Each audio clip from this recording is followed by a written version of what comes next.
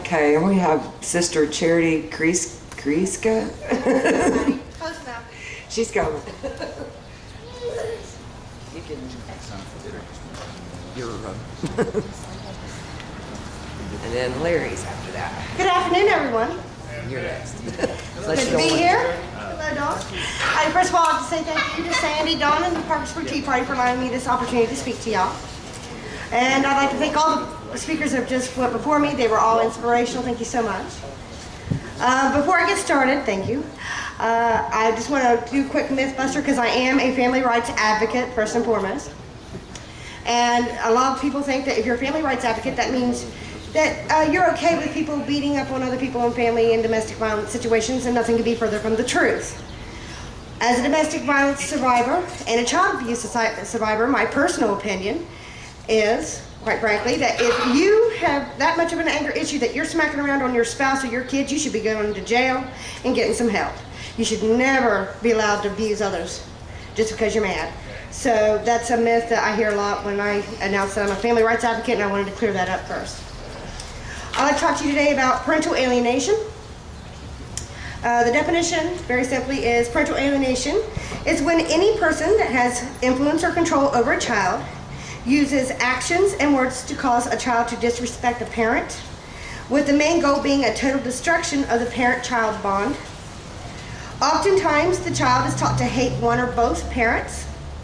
An alienator that tells lies about abuse and then has the child lie about the abuse. This teaches the child that it is okay to lie about someone that you don't like and disrespect authority.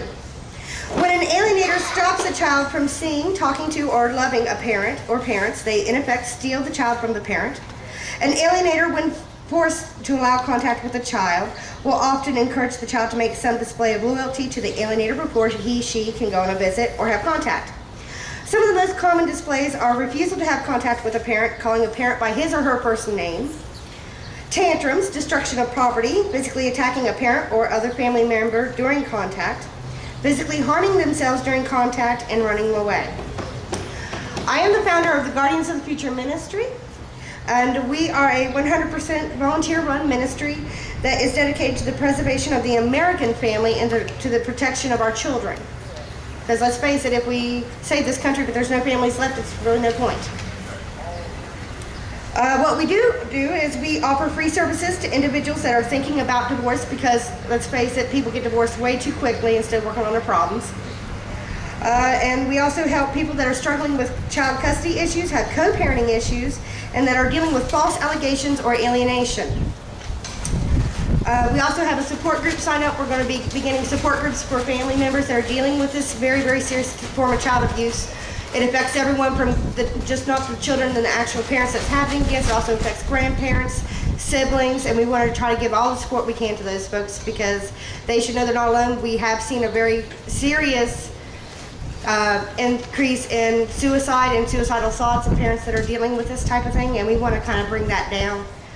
And also, I think it should be noted by y'all that your taxpayer dollars pay a lot for this kind of abuse to happen. And I would think that would make a lot of you angry. I know it does me.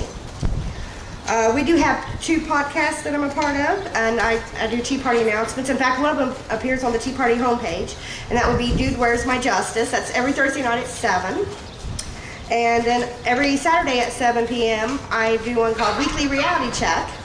And that's where we expose government corruption and abuse of the citizens, and when the citizens are robbed of their constitutional rights by state agencies or government agencies. We try to expose that every chance we get, because a lot of these people otherwise would not be given a voice.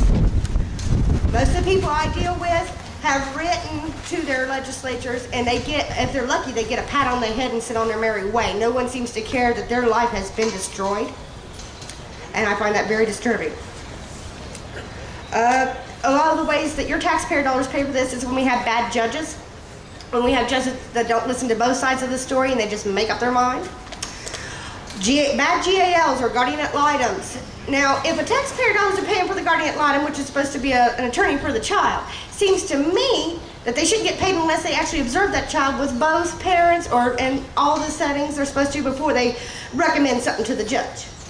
Now, because if they're only observing at one, what good are they really doing? I mean, it's really bad because the children suffer.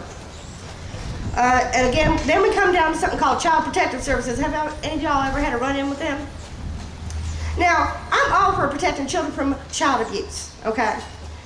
But when you have CPS workers that decide that you're an unfit parent because of your religious beliefs, because you are outspoken, or because you choose to homeschool your children, we have an issue. And they are funded by your money. Now, as a taxpayer, I think you find that extremely offensive. Yes. And I have worked with, thankfully, I have found some family-friendly politicians out there, one of them being Delegate Jonathan Miller. I've worked with him a lot. He is a sweetheart of a man. He's come on our podcast, and he fights for parental rights. And I adore him for that. And I'm always looking for more of them to call family-friendly and put them up on the ministry's wall of fame. I really would like to see some things being helped with that, because I've even been personally attacked by CPS with false allegations because of the podcast and the ministry. They don't like me. I tell people, I still can't find anywhere where it says I'm legally obligated to help them persecute me. I can't find anywhere where it says I'm legally obligated to allow them on my property or into my home without a court order. And they get really mad when I say those things on places like the podcast, because there's a lot of people listening. And I'm encouraging them to exercise their rights, because if you don't exercise them daily, you will surely lose them. Yes. So, things that you can do. Well, for one thing, you can demand that we defund CPS immediately. Yes. Defund these people. They are nothing but people that come in and destroy families, and for what? People from their own organization will tell you that the majority of the allegations they check into are 80% false. Well, that means we can reduce that workforce by 80% right now and save ourselves some money. Yes. This is ridiculous. I mean, I compare them to, let's see here, what were those called? The Nazis had them? Oh, the SS folks? The Gestapo? Yep, that's our version of the Gestapo. Because they have the right to come in and steal your child. I have never seen anything like this. I actually have proof where I've seen them violating confidentiality of 8 people in 3 counties. I have proof. And I have sent this clear up to the commissioner there, because Delegate Miller helped me get it to him, and nothing was done.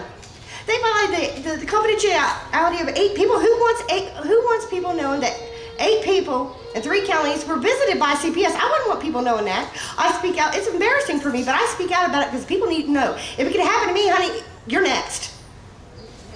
You are next. And I hate seeing this. And I have heard from around the nation, because we are a national organization, I get phone calls from parents all over the nation distraught about their families being torn apart by this evil that we have in our society. And a lot of them, the CPS started picking on them once they started attending Tea Party rallies, once they started speaking out about their beliefs. You get too loud, they have to shut you down. And the best way you can shut any person down I can think of is if you steal their babies. I can't think of anything scarier. Can you? So, things you can do to help. One thing you can do is get after your politicians and just tell them to stop it. You're not going to tolerate it. If you see CPS showing up at your neighbor's doorstep, you need to get your butt over there and be a witness for them. Because they lie. They will lie. Oh, and by the way, they also don't like veterans. Just, I figured some of y'all should know that. They think y'all violent. We've actually had them use that oh, they're too violent because they've been trained in combat. And I just think that's horrible, too. Also, I wanted to let y'all know that another way you can help is we do have a candlelight vigil.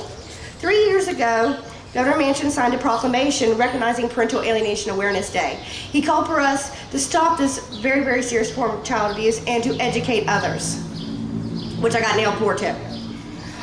I made the mistake of educating my child and got me in trouble. But there is candlelight vigil on to be held Friday, April 29th, 2011. From 6 to 8 p.m. on the south steps of the state capitol. It's a free event open to the public, and we have information packets over here with all this good information for y'all, including the podcasts. I welcome anyone to give me a call and let me know if you know of any kind of government corruption or abuse going on. We'd love to have you on the podcast, and it's as simple as a phone call. Let's expose this together. Let's call them on it. Let's call them out and not allow them to push us around. We pay them, we're the boss. Thank you very much.